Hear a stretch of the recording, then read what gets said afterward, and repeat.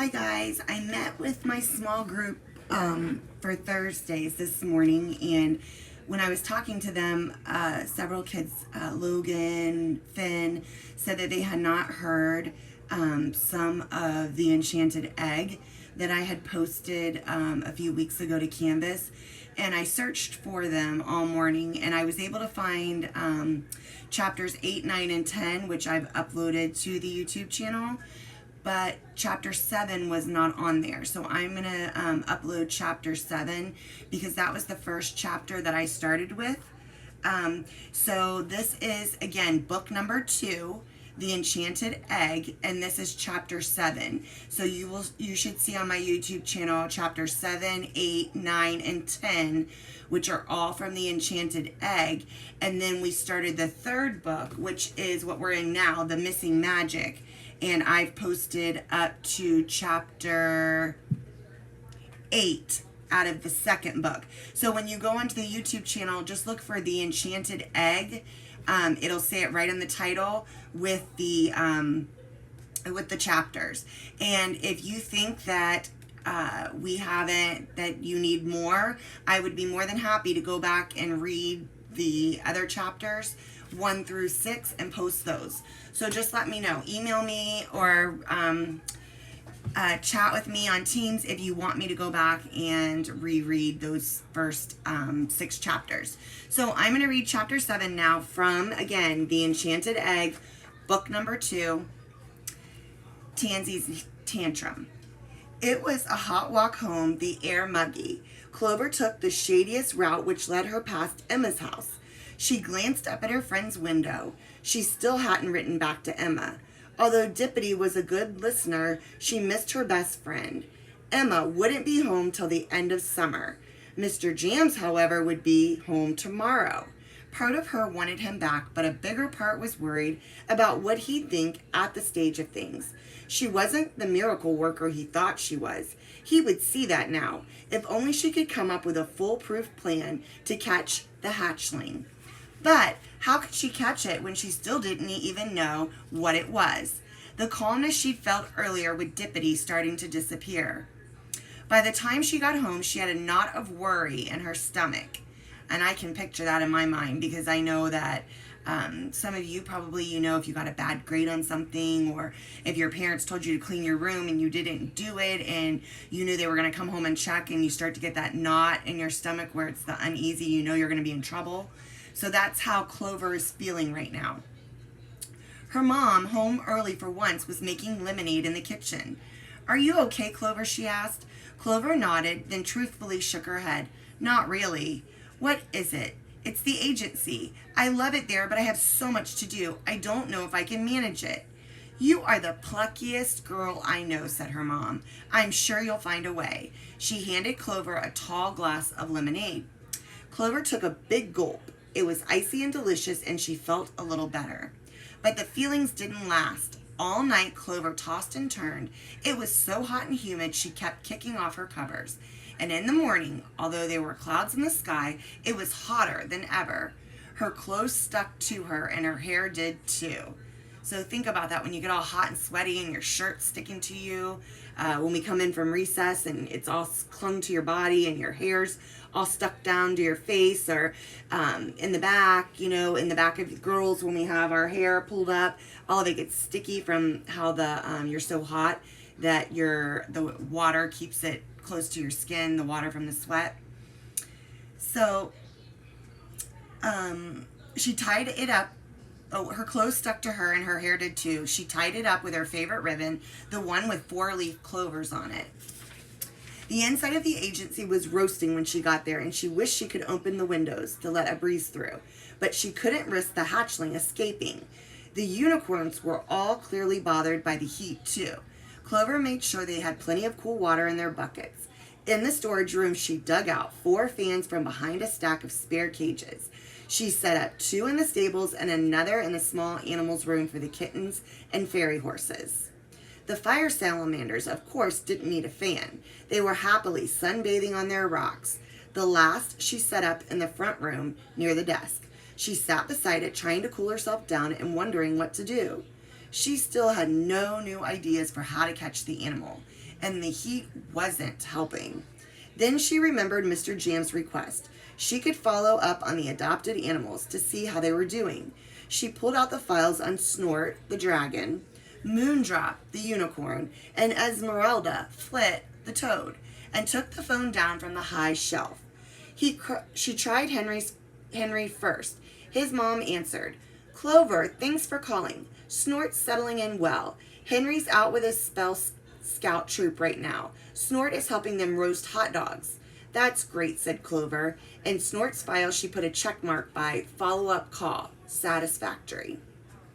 And I can just picture Snort roasting those hot dogs with the flames, because he's a dragon, those flames shooting out. So all the kids are probably sitting there holding their hot dogs in front of him as he breathes out this flame of fire, and then their hot dogs get roasted. Next, she tried Susie. No one picked up, but the answering machine message made her smile. Olaf, Susie, and Moondrop are away from the phone at the moment. Leave a message after the tone. Moondrop was clearly part of the family. She put a check in Moondrop's file too.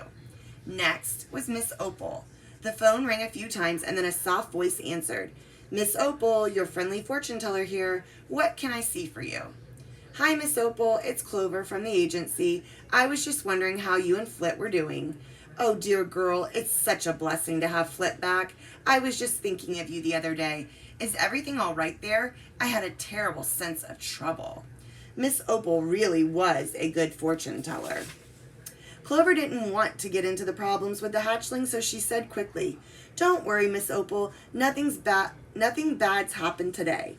That was true, sort of, but then crash. Clover jumped up and turned around. What was that? It had to be something in the room. Was it the animal? Sorry, Miss Opal, but I've got to go. Do take care of yourself, dear. There's a storm coming.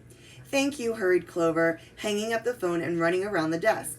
Would she see the animal at last? But it wasn't the animal, only the wish book, or what was left of it. One corner of the gilt cover was completely chewed up. Tattered pages were scattered around the floor. Some chewed up cleaning rags and a table leg were one thing, but this was another thing altogether. This was the most important book in the agency. Now it's ruined.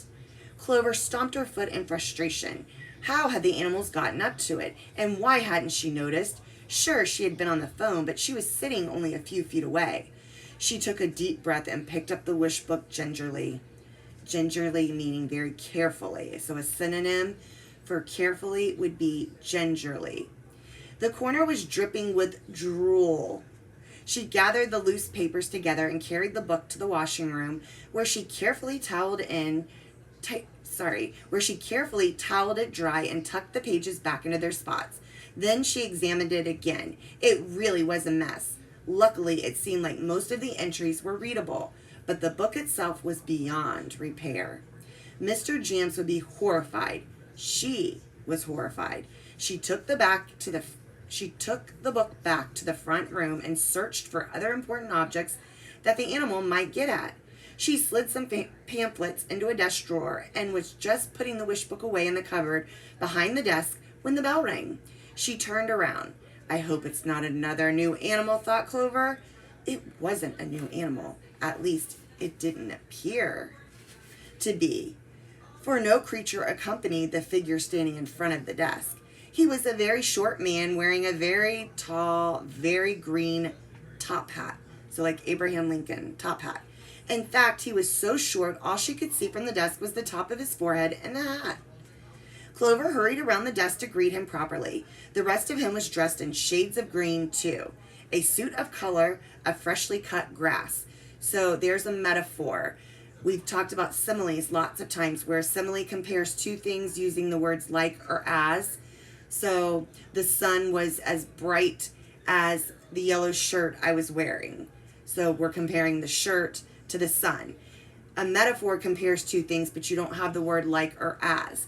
So here the author says a suit, the color of freshly cut grass. So she's comparing the person that we don't know who he is yet. She's comparing his suit to the color of freshly cut grass. So it's bright green.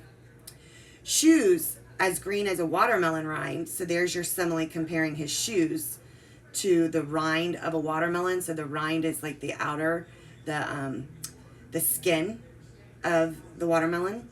And a scarf that looked like a giant spinach leaf. So now she's using a simile to compare the scarf he was wearing to a big spinach leaf. Only his brown leather belt and the golden buckles on his shoes were not green. Are you a leprechaun, she asked. He laughed. Yes, of course. Leonard Hugh is my name, he said, shaking Clover's hand so hard her whole arm jiggled. Is Mr. Jams here?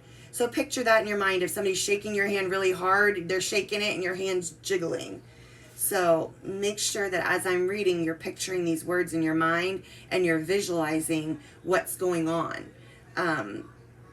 And his name is Leonard Hugh, and H-U-E. The word hue means colors. So if you want to know the color, like a shade of color, you would say hue, H-U-E. He's out at the moment. How can I help you? Not me, my daughter. Come on out, Lulu. A little face peeked from behind Leonard's stocky legs, then disappeared again. Come on, Lou. Look, it's a nice girl who will help you find a pet. Clover bent down. Hello, Lulu. I'm Clover. She has a very lucky name, doesn't she, Lulu? Said Leonard. Clover smiled as the little leprechaun girl shuffled out and stared at her with big round eyes, magnified by the roundest, thickest glasses Clover had ever seen. The glasses took up half her face, so that's how big her glasses were, and had sparkly rainbow-colored rims. So the rims of her glasses are the colors of rainbows. Instead of wearing green like her father, the girl was an explosion of color. She was dressed in a multicolored tutu, which we know ballerinas wear the little frilly tutus, which stuck straight out like a mushroom top. So the mushroom top's round, how it sits down, that's what a tutu looks like. You just put your body inside of that mushroom and it spreads around like this, and that's what the tutu is that the dancers wear. And a shirt striped like a peppermint stick. Her red hair was tied up on the top of her head in a messy ponytail and tamed by a whole jungle's worth of animal-shaped barrettes. So again, the author's using like personification, and they're using all of this strong literature and descriptive words to help you visualize these things in your head.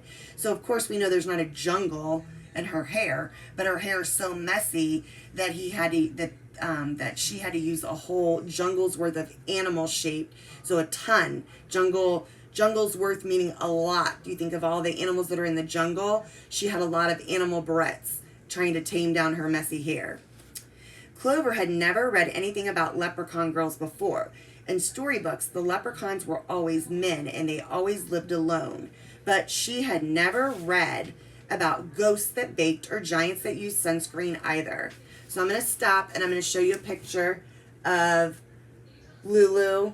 And there she is. And you can see how the author described her. Her glasses took up half her face. There's her tutu that was like, it looked like the top of a mushroom. Leonard, remember Leonard had the top hat on. He had the suit that was the color of freshly cut green grass. And everything but his the buckle and his belt and his brown shoes. Everything else was green. Okay.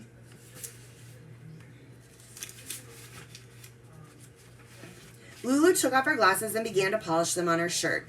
Lulu, please keep those on. You know you need them to see, said Leonard. He then added to Clover, she just got them last week. It's been hard for her to adjust to them. How old are you, Lulu? Asked Clover. Lulu held up one hand. Her fingers and thumbs spread wide. Wow, 5 years old. I got my first pet when I was 5 too. A goldfish. Of course, Clover didn't add that it had jumped down the drain the first time she cleaned its bowl. Uh-oh. Lulu tugged on her father's sleeve and whispered something in his ear. Leonard chuckled and tweaked her ear tenderly. Those are just imaginary pets, Lou. Remember? We talked about this. Today we're getting you a real pet. No feathered fish or bunnies with antlers. Leonard turned to Clover. She makes real snacks for them, you know. Clover smiled. Even if they weren't real, feathered fish and bunnies with antlers sounded cute, and she probably would have made snacks for them too when she was Lulu's age.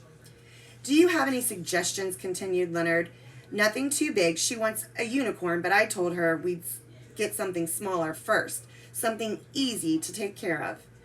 I know just the animal, Clover said.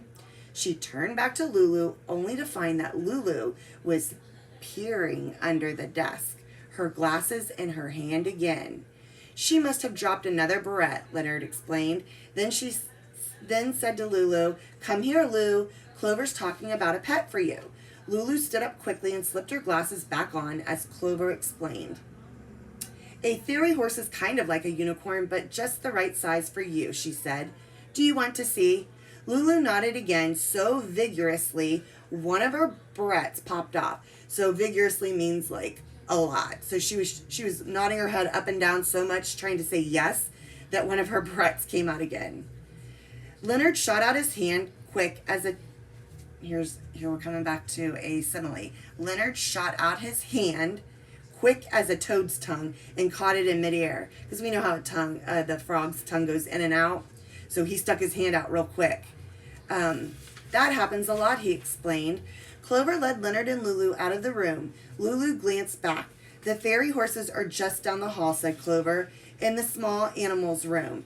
When she opened the door, she spied from the corner of her eye that the kittens were up and at it again, and she hoped they wouldn't catch Lulu's eyes as well. She was pretty sure a mischievous magic kitten wasn't what Leonard meant by easy to take care of. Luckily, their cage was near the back of the room, and Lulu had her glasses off again, rubbing them on her shirt. Lou, your glasses, said her father with a sigh. Lulu slid them back on. Look, said Clover, showing them the tank decorated like a mini forest. Lulu adjusted her glasses and stepped forward. The fairy horses were in different parts of the tank. Buttercup and Butternut were nibbling moss. Acorn and Hickory were snoozing, standing up next to some tiny ferns. Tansy pranced up to the side of the glass and pressed her muzzle against it, right near Lulu's nose. Lulu gasped and broke out in a big gap-toothed smile. Clover pointed to the card beside the tank. Mr. Jams rescued them from mean ogres who were mistreating them. Because they are so small, it's easy to make sure they get their exercise, and all they need are a few oat flakes or a bit of an apple, and a nibble or two of sugar cube for food. Now, it was Leonard's turn to nod vigorously. Yes, just what was I hoping for? What do you think, Lou?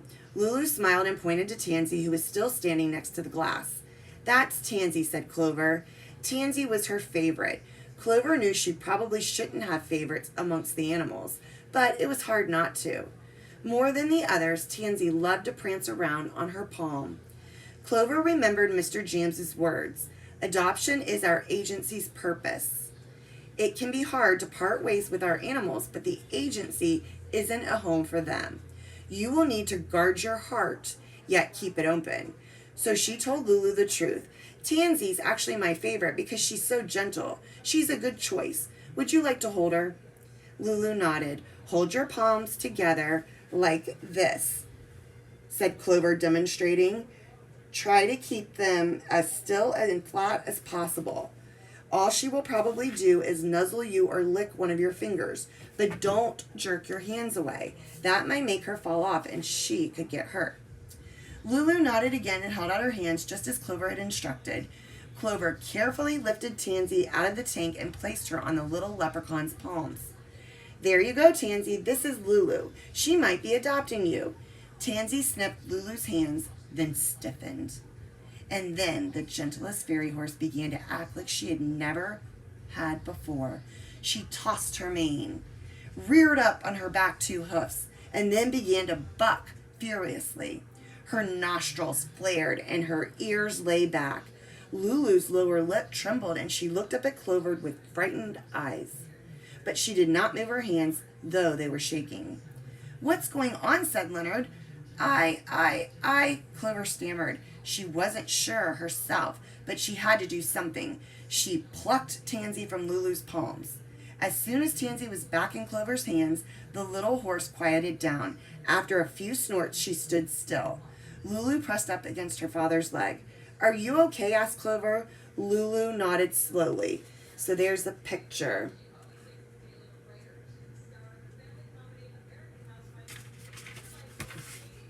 That's my girl, said Leonard. You were so good, said Clover. You didn't drop Tansy. You were brave and kept still. I don't know why Tansy acted like that. She's usually so gentle. And now Tansy was gentle again, licking Clover's thumb. Lulu tugged her dad's arm. He leaned over and she whispered something in his ear. Leonard smiled as he stood straight again. My daughter says that Tansy loves you so much she doesn't want to leave, and I think I agree with her.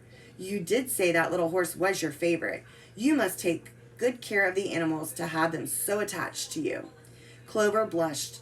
I don't know, but she wondered if maybe he was right, at least about the attachment part, because when she tried to set Tansy back in the tank, the fairy horse didn't want to budge from her hand. She had to entice her off with a sugar cube. When Clover was done, Lulu tugged on her arm and pointed to the tank again. Oh, you want to try again? Lulu nodded hard. One of her barrettes popped off, and again, Leonard caught it. You are brave, said Clover. You must like animals as much as me. Lulu smiled. They settled on Hickory, a speckled fairy horse who especially liked to eat apples. There are some wee apple trees near the meadows where we live that are just the right size, said Leonard.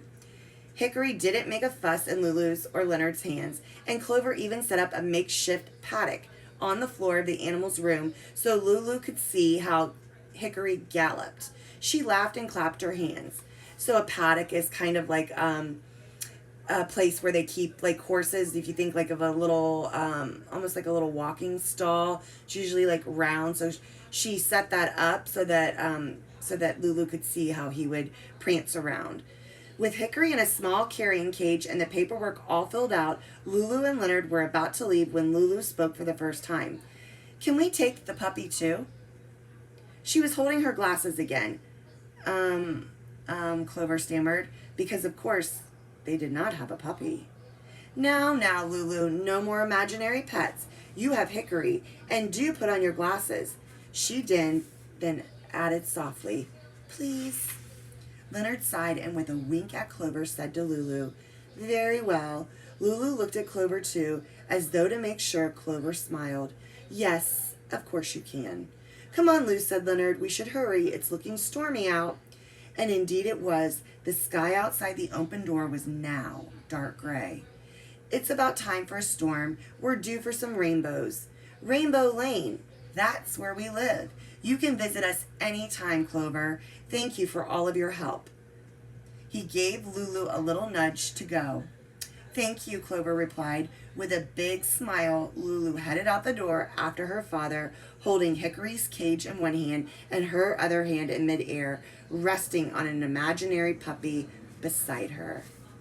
And of course we know, because we're in book 3 now, so it kind of stinks that we had to go back, for some of you that didn't hear it, to go back and listen to it, and now you know what's going to happen. But of course the imaginary puppy turns out to be Picnic, who was actually the animal that hatched from the egg, the enchanted egg being the title of this book.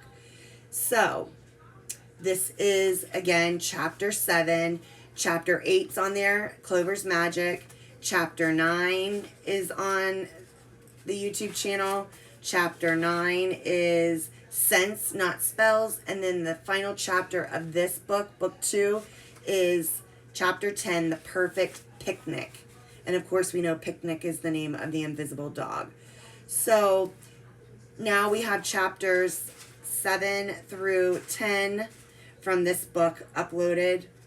1 through 6, if you feel like you want me to reread them again, I would be more than happy to. Just let me know. I might just go ahead and do that, and if you want to go back and listen to it from the beginning to the end, you can.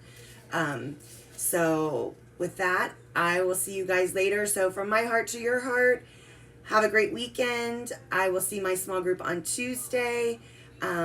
Be safe. Everything seems to be able to be opening back up starting on Monday for the most part. So if you get to go out and go to the beach, I know you can't lay on the beach or get some sun, but you can swim. So I just hope you get out and about And you just remember, just stay safe and know that I am thinking of you. So until I talk to you again, I love you guys, I miss you guys, and I'll see you soon. Bye.